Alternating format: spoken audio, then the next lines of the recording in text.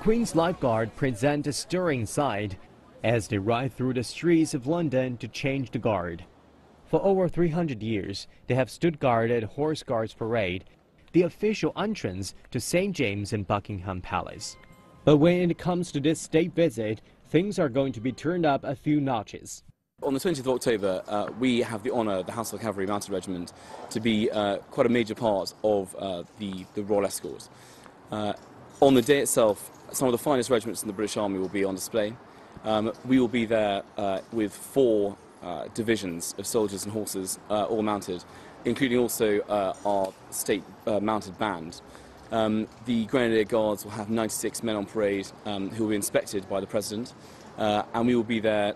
We have approximately 90 horses in the escort itself, and then there are 51 in the band, which includes our drum horses as well.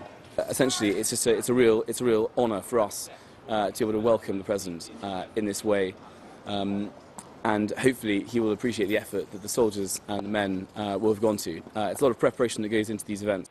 At the start of the state visit, President Xi Jinping and Madam Peng Liyuan will receive an official ceremonial welcome at Horse Guards Parade.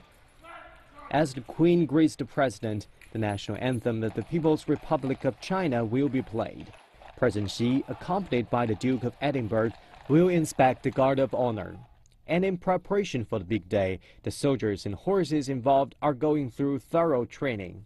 We'll bring all our horses back from grass who've been sent away on their summer holiday. They come back in and go into a 6-week build-up program. So the horses who've had their time playing in the fields need to get steadily built up so they don't take on any injuries. And then also the soldiers have to make sure that all the kit is prepared. And then we also have to prepare all the movements as well. So we don't, our day-to-day, our routine ceremonial duties down at Horse Guards are of one sort.